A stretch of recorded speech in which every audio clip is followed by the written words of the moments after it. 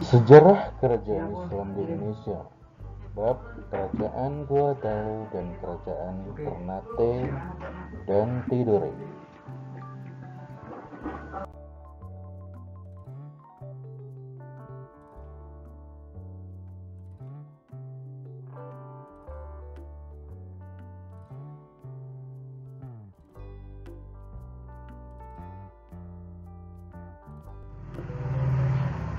Munculnya kerajaan-kerajaan Islam di Sulawesi tidak lepas dari perdagangan antar benua yang berlangsung ketika itu.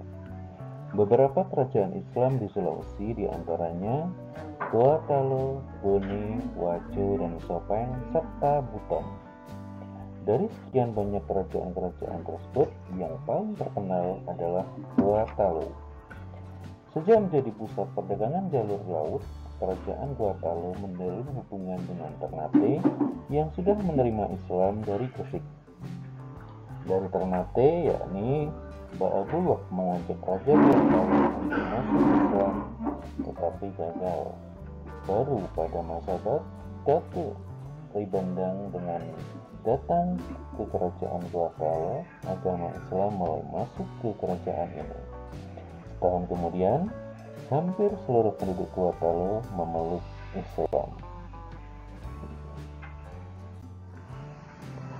Kerajaan ini mencapai puncak kebesarannya pada masa pemerintahan Sultan Hasanuddin dari tahun 1653 sampai dengan 1669. Daerah kekuasaan Gua Talu terbilang luas karena seluruh jalur perdagangan di Indonesia Timur dapat dikuasai. Sultan Hasanuddin dikenal sebagai raja yang sangat anti terhadap dominasi asing.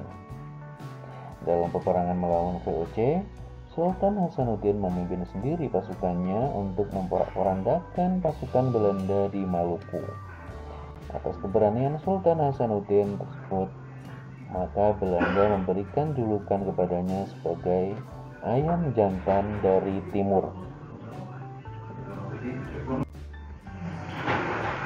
Kerajaan Ternate dan Tidore. Kerajaan Ternate dan Tidore memiliki wilayah kekuasaan yang meliputi Kepulauan Maluku dan sebagian Papua. Tanah Maluku yang kaya akan rempah-rempah menjadikannya dikenal di dunia internasional dengan sebutan Spice Island.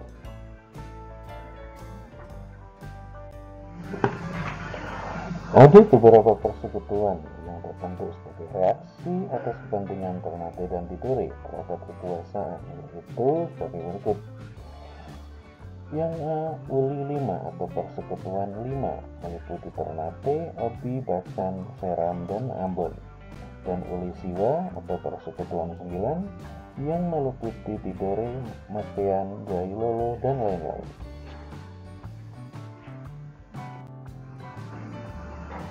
Pada tahun 1512, bangsa Portugis datang ke Indonesia, sedangkan bangsa Spanyol datang ke Tidore.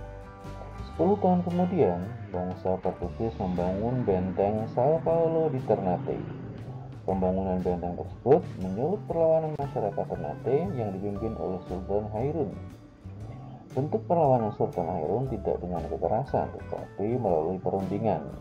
Namun, ia sendiri dikhianati dan ditangkap oleh Portugis sebelum akhirnya ia dibunuh. Sepeninggal Sultan Hairun, Ternate dipimpin oleh Sultan Ba'abullah. Ia berusaha membalaskan kematian Sultan Hairun. Pada tahun 1575, Sultan Ba'abullah berhasil memukul mundur pasukan Portugis dari Ternate. Portugis lari ke arah selatan menuju Pulau Timur dan menguasai pulau itu hingga tahun 1976. Setelah kejadian tersebut, Sultan Ba'abullah berhasil menguasai Maluku, Sulawesi, Papua, Mindanao, dan Bima. Karena berhasil menguasainya, Sultan Ba'abullah tersebut dijuluki Tuan dari 72 pulau karena ia berhasil menguasai 72 pulau.